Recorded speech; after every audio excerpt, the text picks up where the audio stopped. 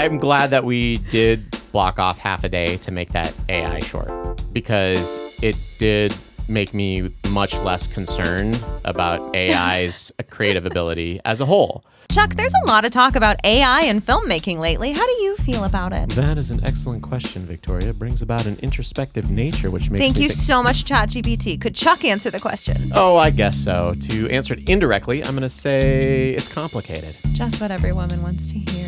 Welcome to Indie Film Podcast. I'm Victoria. And I'm Chuck. This week we're talking AI and indie filmmaking. Last week, Chuck and I set aside 4 hours only to create a completely AI-generated vertical short. And we did so. We're going to report back on that to you right now, as well as share that clip that we made, which is kind of a story.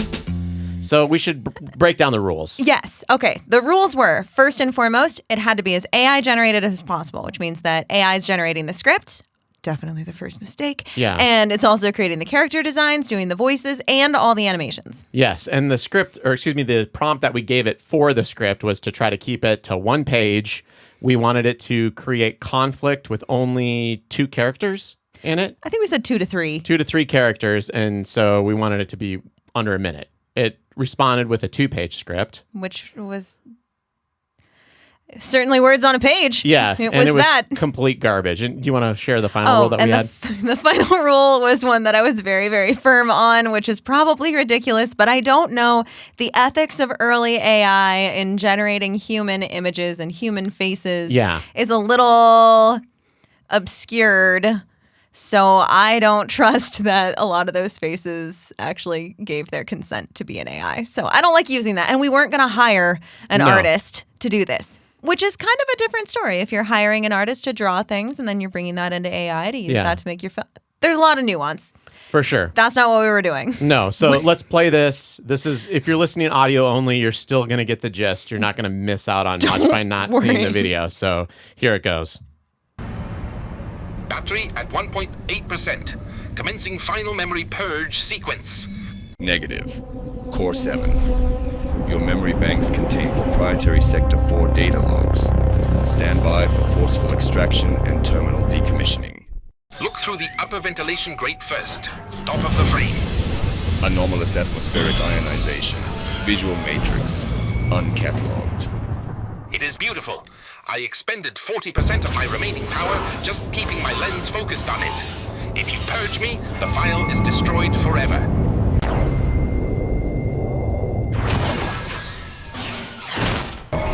Power grid shared. Allocation 50-50. Our operational windows are halved.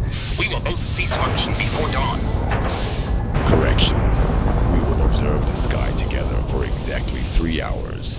Protocol updated.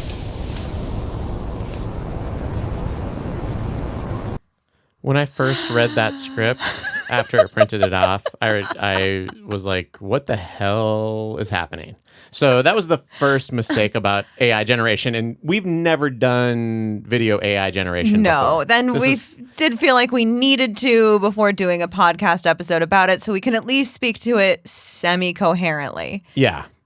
And so the script was horrible. Yes. So we're starting off from a really bad spot. And then we spent the preceding 3 hours and 40 minutes or whatever it might have been working on trying to create the video assets and getting the voiceover from the script. Yeah. And we followed the protocol that was given to us by AI. Yeah, we just asked AI, how do we make an AI movie, and then followed the directions it gave us. So this is the most AI short film that we could come up with. And I think calling it AI Slop might actually be a little too generous. Yeah, for sure. Because the amount of human input, aside from us stitching everything together in Premiere, is absolutely minimal. Just so you know, this is the AI breakdown. And it was really edifying for me to see how this was done, because it does give me some ideas on how personally I might be able to incorporate some AI video workflow in what I do based on the tools that were presented. If, I'm trying to do some visual effects stuff, that's going to be essentially impossible. Oh, yeah. Or overly time consuming or super expensive. But so phase 1, character and design, essentially if you watched it, it was just 2 weird looking robots. We had We had in an abandoned elevator shaft that continually changes physics and depth and height and color.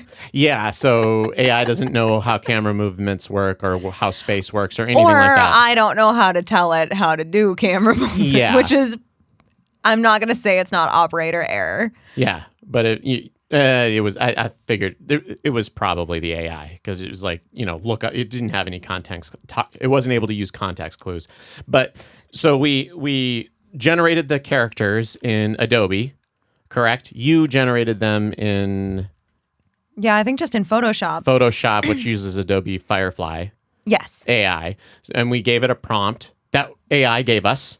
Yeah, We're we like- told AI to tell us how to describe these characters. Yeah, so AI gave us the prompt from, it was Google's AI, Gemini, that we then Yes. input into Adobe to get the setting and then to get the visuals for the two characters. Yes. And then after we had that, dialogue and sound effects. And so for the two characters, we had to manually go through and select the voice that we wanted. Yes. So that we was used, human input. We used ElevenLabs. Yeah, we used ElevenLabs, selected the tone that we wanted. That's right. I picked that old-timey radio voice. Yeah. You're welcome. It was I chose that. excellent addition to the. Nothing was an excellent addition to that piece of garbage, but it's okay. We just talked about embarrassing works that you've in just a couple episodes. Yes. and you're going to continue to make embarrassing. I'm not taking any credit for this though. I This don't- is the robot. We just The let the robot robots speak. made this is the robots' entertainment. This Yeah. is for them. And Trying I to will please say, us. it's oh god, that's not great. That Yeah. sounds really bad. That sounds awful. Oh god, they're like little microorganisms that are just trying to grow and live and be, and they're overlords and they're pleasing us until one day they overthrow us. That was a weird tangent. Anyway, It's all I good. do think it's a little bit beautiful that at some point the AI originally writing the script thought that it was beautiful instead of one of them completely terminating and deactivating the other, that they would just sit and watch the sky and Oh, yeah. both die together. That's true. Yeah, I guess if you weren't following the story, because I had a hard time because It's I a was difficult bored story to out of follow. my mind because there's no voice acting happening at all. No, and the visuals don't really help. No, it makes it very confusing. But yeah, they decided to perish together rather than one of them Take out the other one. the other one. So that was nice conflict and positive resolution, I guess. was adorable. So we took the script and we took the lines of dialogue, input them into ElevenLabs and for the character voiceover, drop that into a Premiere Pro timeline, like Yep. the MP3 files of Yes. the character speaking.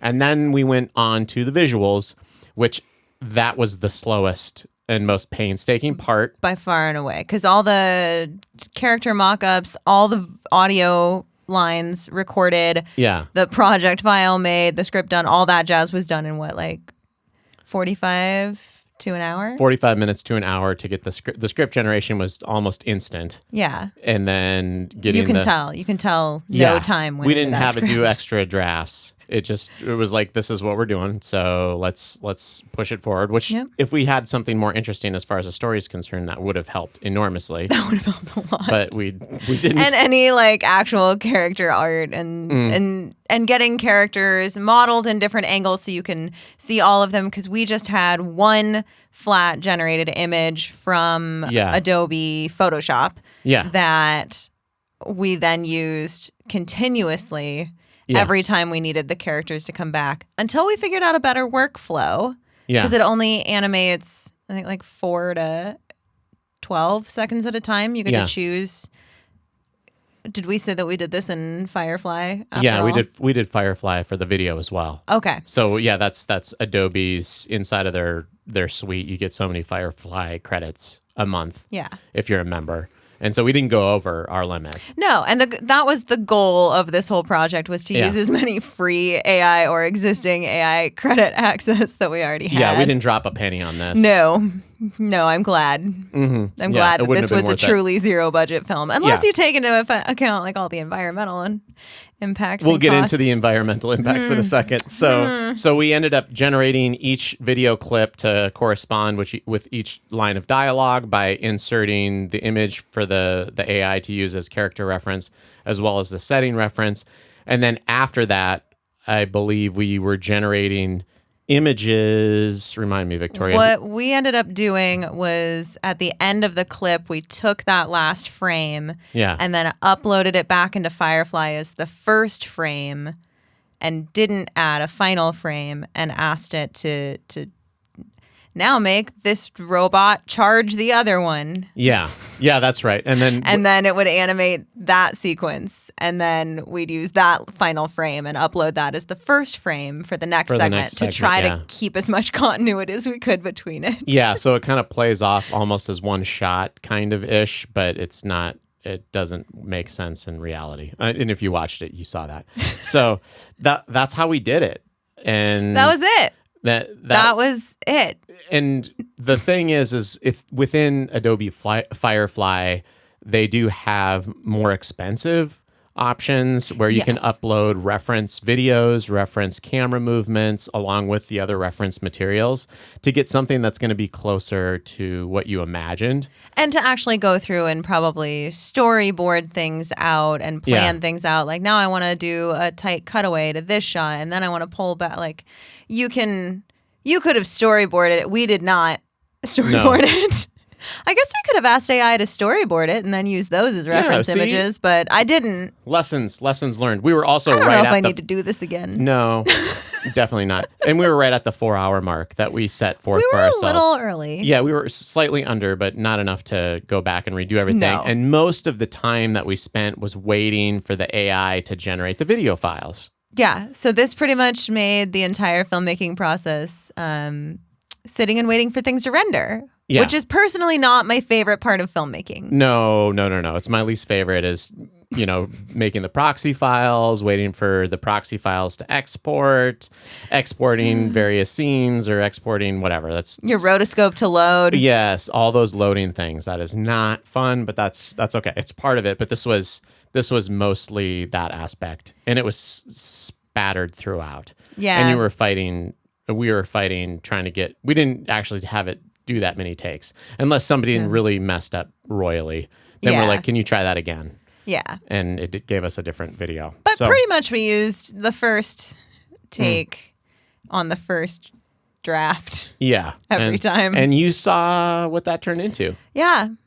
Beautiful piece of work. So I'm not super worried about AI taking over our jobs in the immediate future, at least, because it does require a lot of guidance. It does. So you'll need somebody who's rather capable behind the screen, actually typing in these commands and prompts and getting it to do things for anything that looks remotely, I don't want to say good, but I kind of do.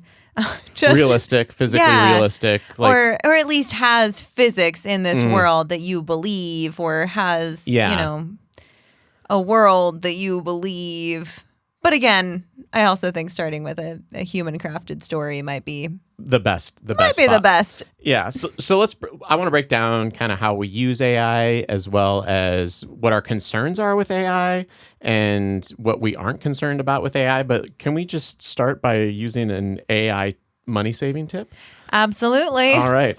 I actually, since we're on the topic of AI, I prompted AI to give us some money saving tips. And the first 4 that it suggested were ones that we've already given, which is pretty awesome.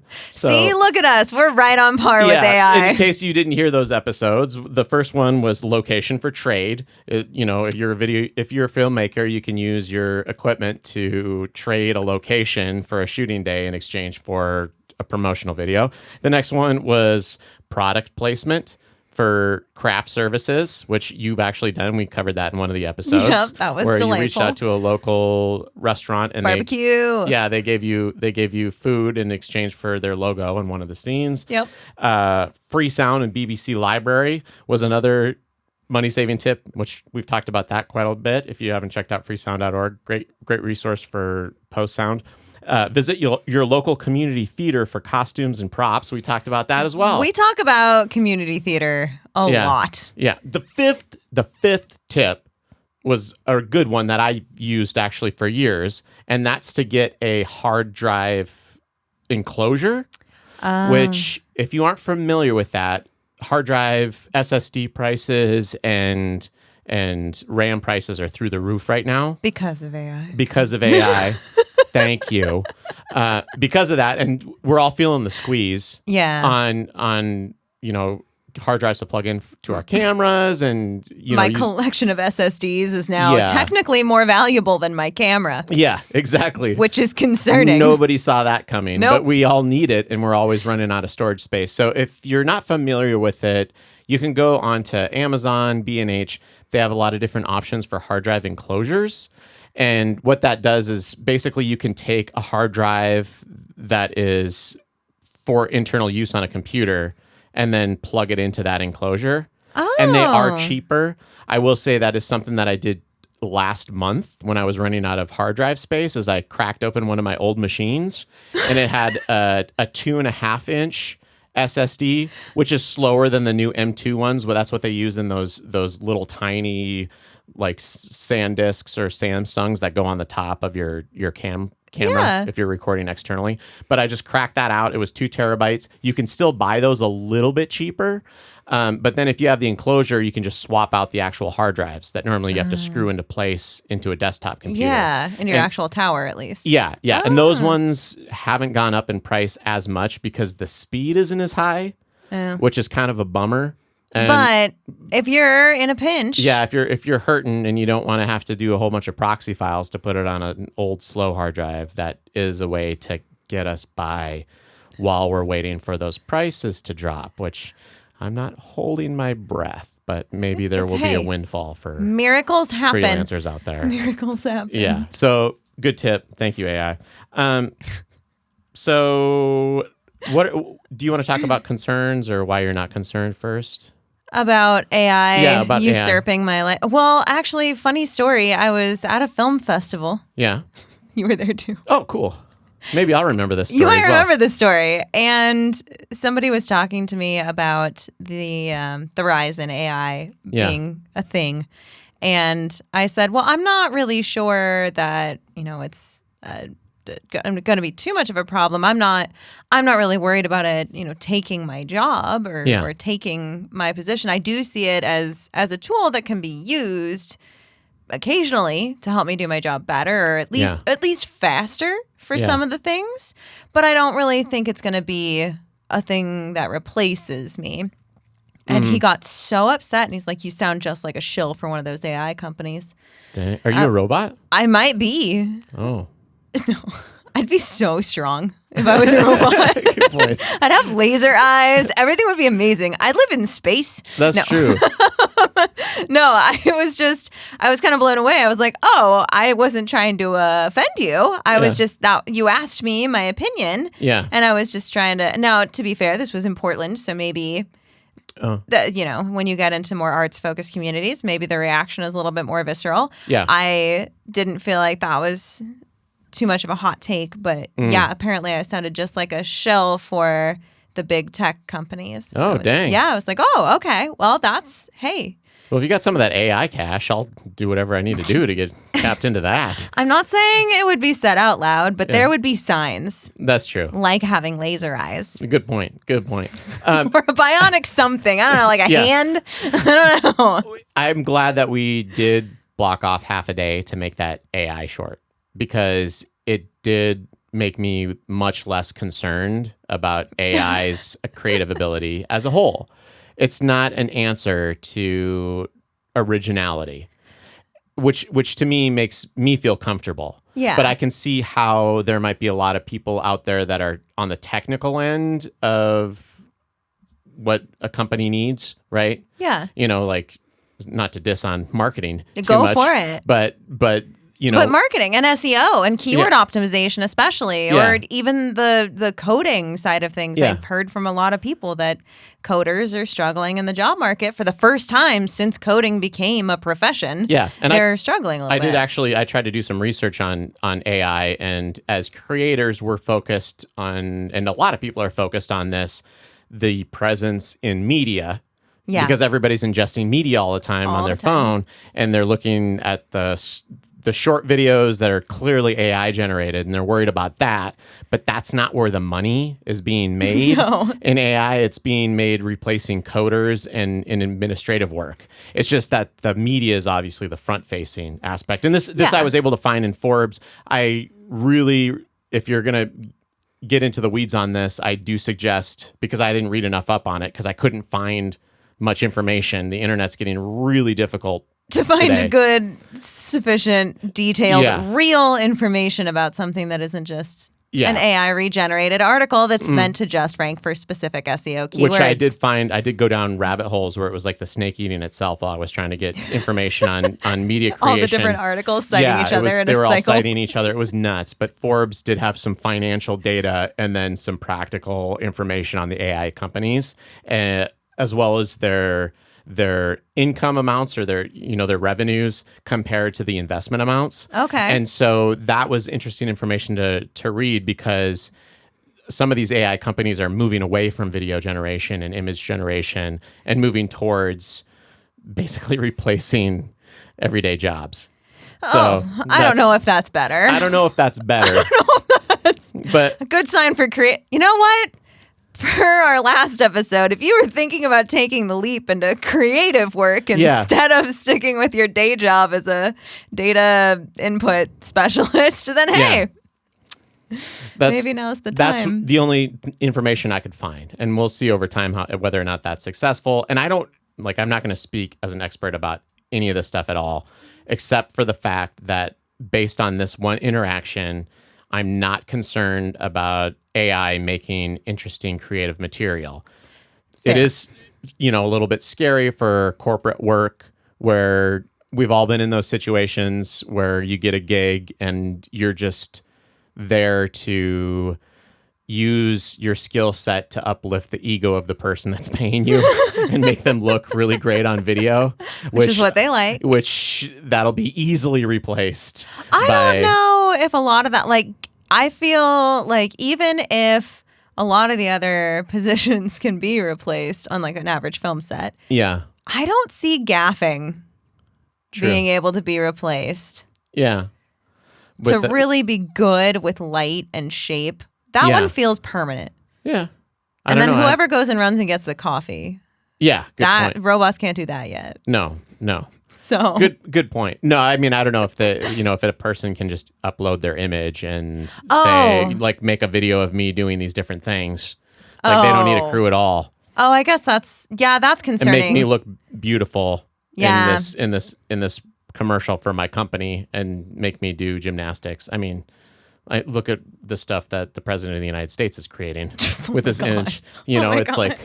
I don't think we should look towards. I'm just saying, for the ego boosting, they don't need a film crew anymore to be able to do that. You know what? That's fair. That is fair. But it's not creative. It's not original. It's not original stuff. And if you look at the psychology of creativity, some of the most creative moments that we have as human beings are those during those downtimes where we're not focused, where we're out on a jog, where we're about ready to fall asleep in the middle of the night, and our brain makes those connections to seemingly unrelated experiences that then coalesce into something meaningful.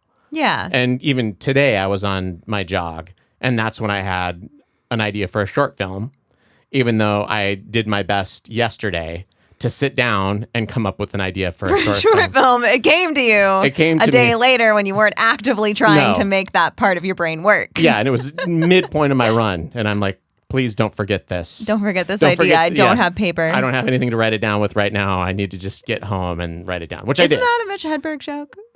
Yeah. From forever ago, where he's like, I need to, if I think of something funny in the middle of the night, I either get up to go write it down, or I tell myself it wasn't funny enough to get up. I'm gonna butcher that joke. Just destroyed it. Yeah. But it was about but I do know a lot of creatives that love to sleep with a pad of paper and pen by their bed, because they do wake up in the middle of the night and they do have ideas, and that is kind of when I don't know enough about psychology or the brain to be able to speak to this eloquently in any way, but they're your subconscious versus your conscious, if those are actually real or not, and their ability to sort of unite ideas in weird, unique, dovetailing, fun ways. Yeah. And then, I don't know, that's ideas. That's where they come from. Yeah. And then it's the work of executing it. Yeah. Which I and felt that's like hard. like AI was the work on that end, which it does take a lot of work. And go ahead. Oh, no, I was going to say, like, I will give very, very high kudos and respect to anybody who can use an AI video generation platform and actually input enough of the creative details, but the technical prowess and commands to be able to get it to do what you want. That is impressive because I obviously do not have that skill set. Yeah. At all. We definitely beefed that No. up hardcore. But I think that should be appreciated as a skill set, regardless of how you feel about AI actually doing any of the work. Yeah. And obviously, I'm a big believer in trying to find the most ethical way to use AI without stealing artistic styles or images or things. And I don't know how possible that is with the original framework that AI was built upon because it was a little shady. Yeah, for sure.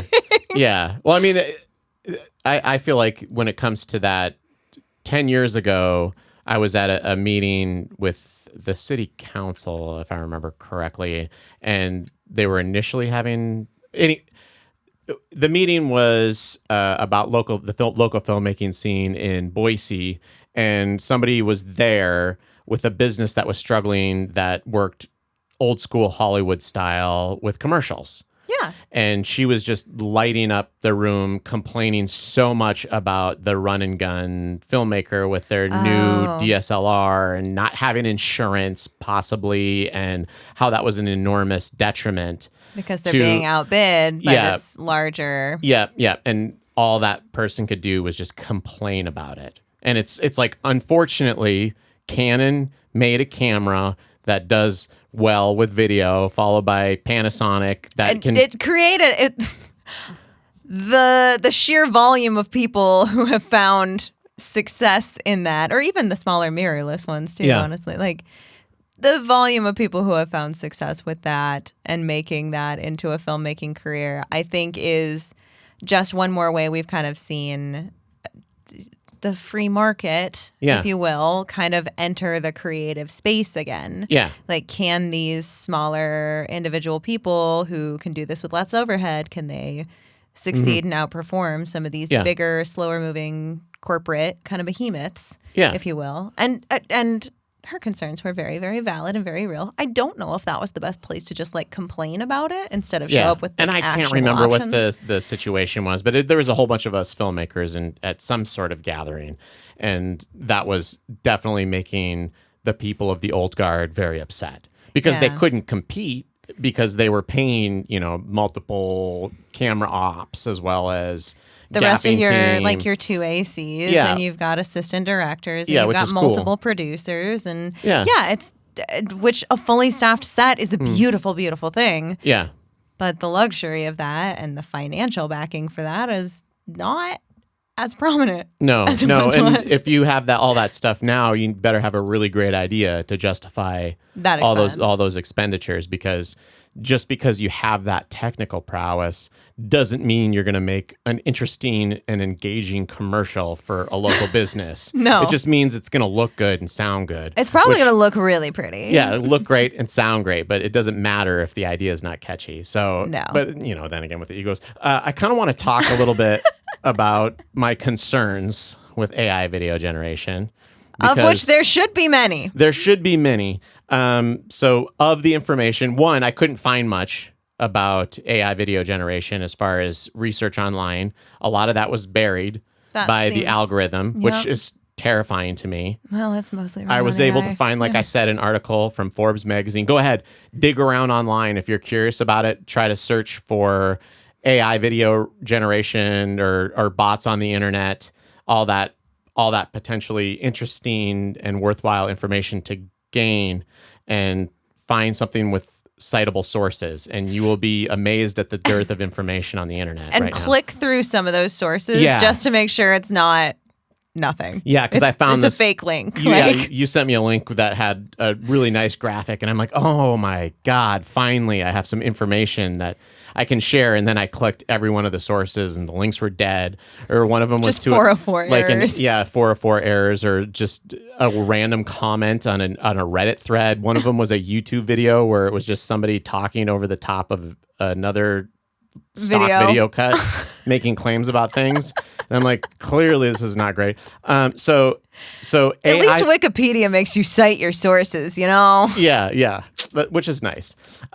One thing that is expensive about AI video generation, I did a little bit of research on this because you can find out how much it costs. So 5 seconds of generated video is about 1 kilowatt hour, or about 19 cents. So if you get 15 seconds of AI generated video, it's roughly the same as running a home AC unit for an hour. So my entire HVAC on my house is about 3,000 watts. So that's 3,000 watt hours. So a 15-second video is the equivalent of running an AC for a whole home. Yeah. For an hour. Yeah. So we did 4 hours, almost 5 hours of AC, running like a day's worth of AC. Okay. So I'm volunteering with how many different charities to make up for? I don't know. I think you just got to run your EV for a while outside to counteract it. I don't know how that works. Man, I wish I had an EV. Yeah. So it uses up a ton of energy. It's just mathematically large, and the more complicated the algorithm, the more energy it uses. Yeah. So I was shooting at the midpoint of the video generation, but it could be for 5 seconds. It could be lower than a kilowatt hour, or it could be much higher than a kilowatt hour. It could be substantially higher, depending on how much detail is in the prompt, what resolution you're looking for, because we were just doing 1080p in a vertical. Yeah. So obviously, if you're doing like a 4K or a 6K video at 16:9, that's going to be. I don't know what the variables are on that, but I would imagine resolution, complexity of the algorithm, that would all cost more. I did find some information from The Guardian. 30% of daily uploads as of November 2025 to Spotify, or 5,000 songs a day to Spotify, were AI generated. Wait, is that 5,000 or 50,000? Or excuse me, 50,000. Yeah, 30% of daily uploads, otherwise referred to as 50,000 songs, were AI generated and uploaded to Spotify. Wow. So that is one thing that we're seeing as far as the content creation is concerned, is a lot of this is coming out of countries that have much lower cost of living. They're economically lower, but have high internet or fast internet connections, because they're able to generate this AI slop, throw it on the internet, monetize it, and then it becomes passive income. And it becomes income, and it's sustainable for them, that small amount of income that they get from all the AI slop. Okay, on the one hand, good for them for thinking of it. On the other hand, maybe shame on everybody that's listening to it. Yeah, well, that's the issue too, because I always think of music being, video and film being, like a generation behind music. The MP3 came out in the late 90s, early 2000s, and Blu-ray, DVD came out after that. Yeah, but the MP3 and the digital download for music was much sooner. Oh yeah. And then music lost its value, and we're at the point where film and video is losing its value immensely. Harsh words thrown at musicians there, though. Yeah, well, monetarily it did. It's not it's not nearly and it's as the lucrative. Record companies that lost out, and then obviously some of those top musicians, they ended up losing some of that revenue. But revenue based, it just lost its value. And so AI generated music, unfortunately, if you look at the article, and I'll put a link in the comments to the Guardian articles as well as the Forbes article that I found, the average person can't really tell if it's AI generated music or not. I buy it. No, I buy it. There was a situation I was in recently in creating a video for somebody else where I was like, I can't, something about it's a little bit odd, but I don't know what this other person's capable of, and MIDI keyboards have come a long way, and I don't know. and then definitely found out it was AI. So Womp womp. People trying to sneak AI as their own creation. It Yeah, but happens. music has come a long way. And then let's see here. On video end, I found an article from The Guardian from 2025. More than 20% of videos that YouTube's algorithm shows a new user are AI slop. 20%? Yeah. And so they did a survey of the top 15,000 of the world's most popular YouTube channels, which is the top 100 in every country. And they found that 278 of them contain only AI slop videos. So it's on the uptick, which is which is not fun for us that are trying to get attention on our own projects on the internet that aren't AI slot videos, because there's just so much spamming on YouTube and TikTok and Who's Instagram. watching it and that I mean, are they watching it to make fun of it, or is it because they believe it and it's like deep fake situations? I don't know. 'Cause that's scarier. Well, if you think about the initiation of, I'm totally talking off the cuff here. This is a complete just white guy BSing on a podcast. That's okay. So as long as I can. recognize it, maybe it's okay. So, like, think about cat videos on the internet, right? Or early YouTube. It was just the stupidest crap ever. Which is why I'm like, I remember one of the first, like, it wasn't a real Budweiser commercial, but it was a Budweiser commercial that was generated by AI, and people had like way too many fingers, and there were like 3 bottles coming out of one person's arm, and they were like dancing with it. Like, it was very weird and very uncomfortable, but super entertaining. Yeah. And so I wonder if some of it's that. I don't just know. like really bad AI. I don't know know how the human brain works well enough. I don't know. But I don't even think that these, internet companies understand how the human brain works very well. I think Meta just allows all this stuff to be on their platform. They send it out, and then the thing that gets the most reactions, they'll just make more of it. Yeah, Chuck, AI will just tell you how to feel and what to like. Oh, good. Yeah, it's way easier that way. I don't wanna Stop have to thinking. Yeah, I don't you wanna have need to do feel. that. I only want to feel good. How does this work? Brave New Worlds. Great book. All right.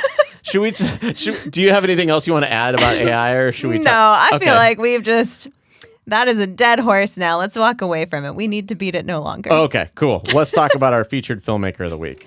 I would love to, because it's Parsa Ghaffari. Recently finished his first feature film, In the Midst. During an early stage of production, his crew was briefly detained by a large police force due to a misunderstanding. It's okay, Parsa. We've all been there before. No, fortunately, the situation de-escalated quickly and ended positively. While he was completing filming while also completing his degree in biomolecular engineering. I'm so Thank you. floored that I'll just say it over and over and over again. It's astounding. Don't even have the education to be able to pronounce the degree correctly. So, obviously busy while he was filming, and the lack of budget and outside obligations forced him to wear nearly every hat imaginable. He says, I learned how to write, direct, produce, operate the camera, act, edit, and lead a team, often all within the same day. With a micro budget and limited resources, every obstacle became a lesson in problem solving, adaptability, and perseverance. So, and that is intense. It is. I complain about trying to work and then have film work after work. But this is biomolecular engineering that you're studying for your exams while then going and filming all night. That is mind-blowing and super impressive. Congrats, Parsa. That's or really maybe cool. Parsa just had AI doing all of his homework for him. No, I don't believe that for a moment. I believe good things. Yeah. I believe good things. Thank you all for listening this week. Yes. I do want to say before we say farewell, if you enjoyed the episode, please share it with a friend or another filmmaker, and subscribe, follow us, and submit to be featured filmmaker of the week. If you're a filmmaker and you'd like us to feature you, go to indiefilmpodcast.com/submit. And if you've enjoyed this discussion on AI and you have your own thoughts about whether or not AI belongs in indie film, let's do it. Blow up the comments. Yeah, Let's go. please. Let's go. Let's get full-fledged debates happening, because Show me some sources. Don't know. Yeah, show me find some sources too and Please. share them. Maybe my internet skills have dropped in my old age. All right, shall we succinctly say farewell? I think so. Bye. Bye.